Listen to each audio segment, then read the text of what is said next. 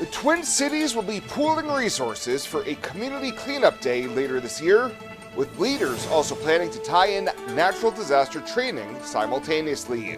KNEB.TV News starts right now. From your trusted source for news in western Nebraska and eastern Wyoming, this is KNEB.TV News. Presented by Platte Valley Companies, premier provider of financial services. Hello, I'm Ryan Murphy. This is KNEB.TV News powered by Platte Valley Companies. Thanks for joining me. In our top story, Randy Meininger and Tony Kaufman, former mayors of Scottsbluff and Gering, are joining forces to help improve the Twin Cities.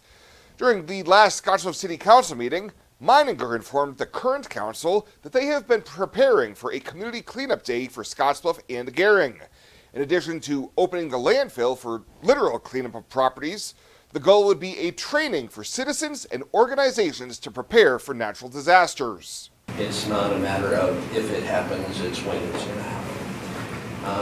So that's one of our other things that we want to work towards. The other thing is we want to look at what organizations and what can we bring to the table from the different churches through the community.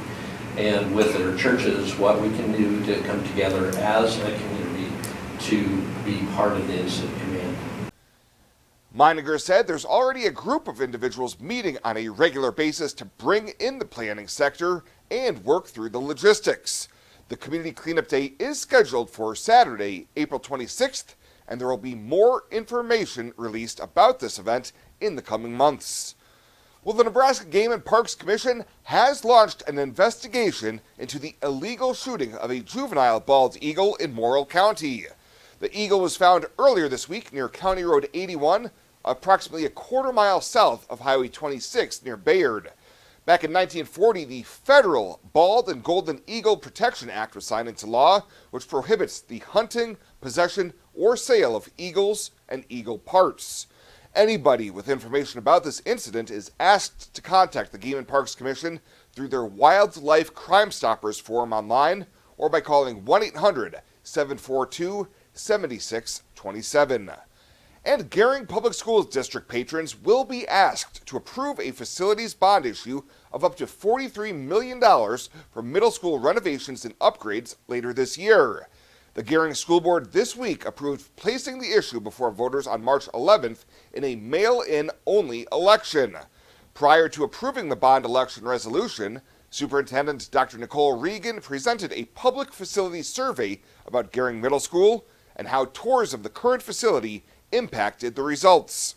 The more community members went into the middle school, the greater support they had for a bond program because they were able to actually see the facilities, the conditions that our students are working through and our staff are working in every day, and that was a telling piece for us to say, yes, we need to open up our doors. Our community needs to come in and see our middle school and see the state of the facilities and make that decision.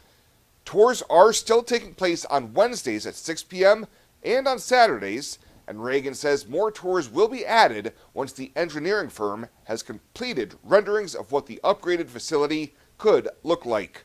We'll have more news right after this. Looking for free instead of fees?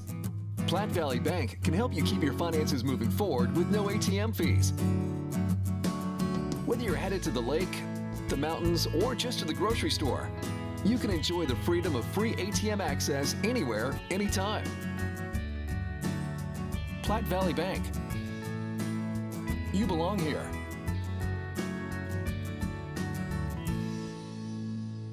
When it comes to your health, you deserve the very best. At Morrill County Community Hospital, they provide top-notch care with compassion and expertise.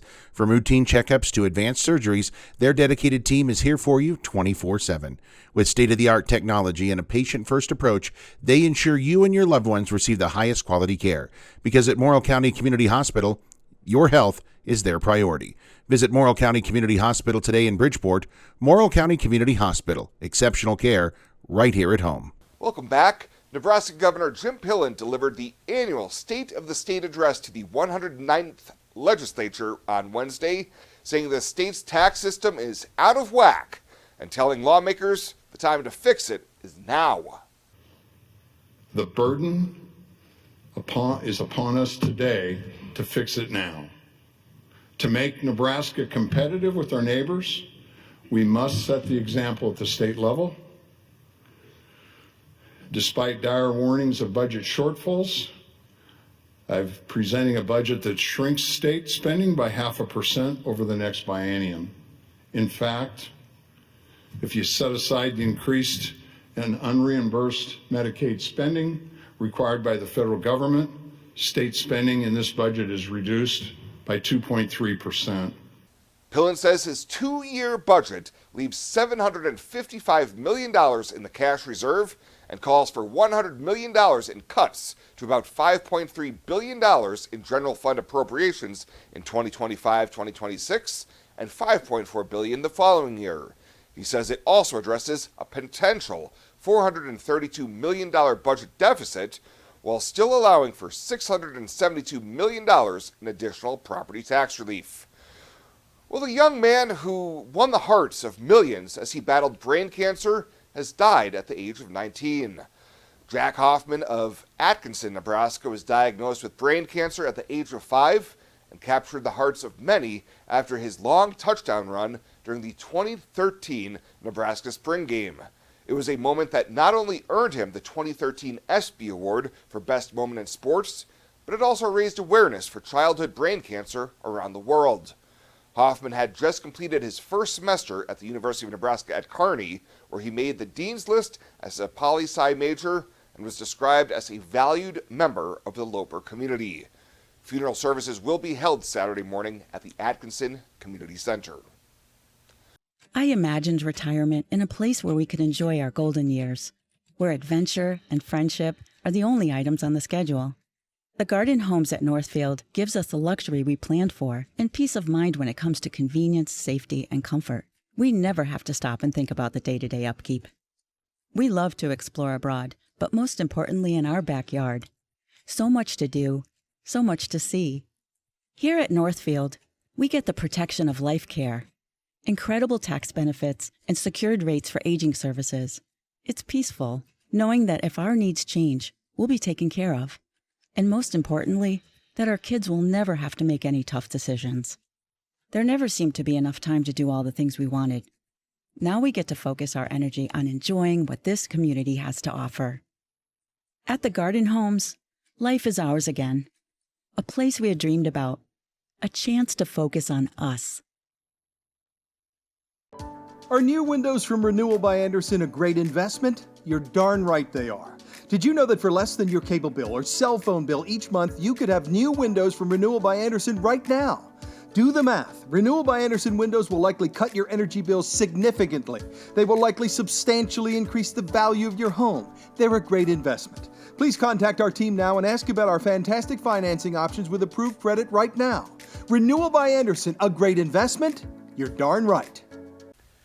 An up-and-coming head coach at WNCC, the main focus today here at the desk. The news came down yesterday from the college that Isaiah Ingram had been named the new head coach for the WNCC men's soccer program. The 2016 Scottsbluff High graduate has played for the Cougars, and these past 2 years he's been an assistant coach for both teams at the college. Ingram now set to take over the men's job on a full-time basis. A little bit surreal in some aspects. Didn't necessarily expect my life to kind of go full circle, I guess, in a way. But, at the end of the day, I've always believed that, Big Man Upstairs has a plan, even though we may not see it or believe it at the time. And been fortunate enough to be called back here to be an assistant and, do my time here over the past couple of years. And, now to be able to kind of get in charge and, really show what I've got and, hopefully benefit and improve the program is huge for me. Ingram replacing longtime coach Todd Rasnick on the men's side. Rasnick will stay on as the assistant, and the elder statesman will continue to coach in the lead role for the girls program with Ingram alongside there as an assistant coach. Biggest thing about all of this is I think it's a benefit for both the men's and women's program. Allocating a specific head coach to each program, I think, provides a lot more attention and care and energy to each respective team. Me being able to be in charge of the men, and then Coach Razza being able to charge of the women, and then we help each other.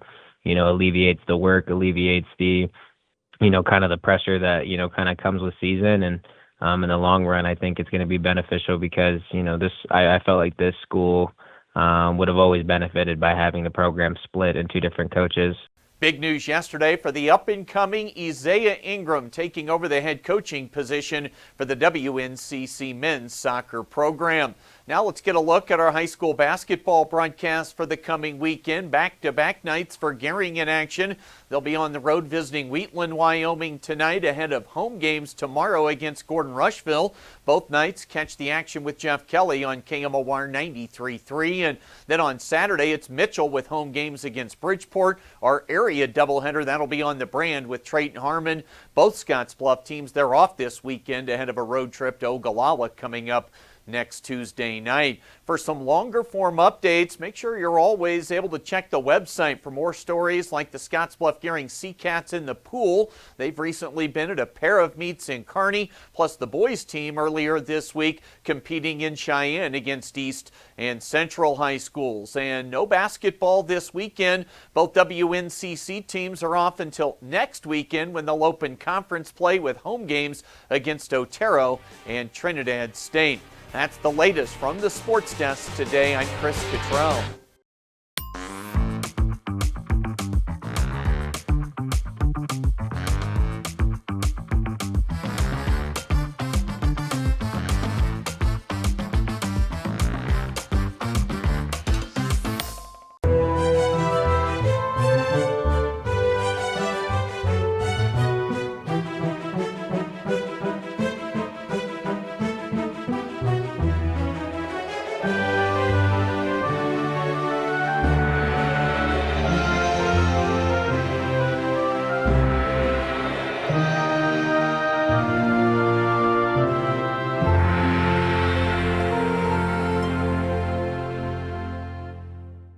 Let's take a look at your community calendar, brought to you by Riverstone Bank.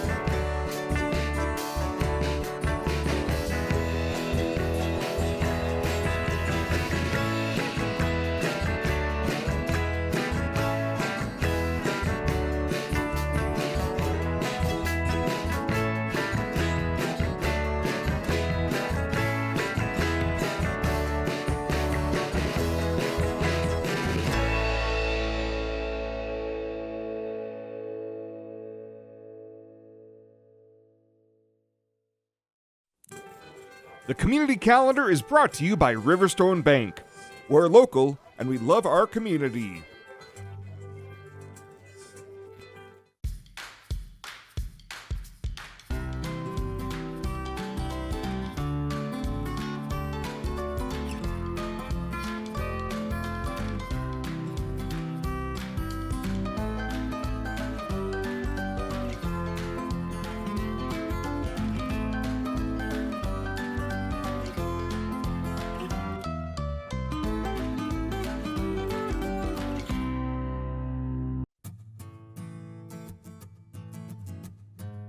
Tired of feeling stuck? Not sure if you are on the right track? Platte Valley Bank can help keep your finances moving forward with checking account options to fit your lifestyle and an online account chooser to make finding the right account easy. Control your financial future with helpful budgeting tools and automatic savings plans. Now is the time to enjoy the ride with Platte Valley Bank. You belong here. And finally tonight, the Riverside Discovery Center is thrilled to announce the appointment of Kai Hodgson as its new executive director. Zoo Board President Tiffany Shank says he brings a wealth of experience in nonprofit leadership, education, and community engagement to this role. He'll come to Scottsbluff from the Kango Wildlife Ranch in South Africa, where he managed several sections, as well as directed staff, worked in fundraising, and other day-to-day functions. Hodgson succeeds former director Desiree Drain Davidson, who resigned from the post in May following her 15-month tenure. Well, that does it for us this time. Thank you so much for tuning in. Stay safe out there, and we'll see you here next time.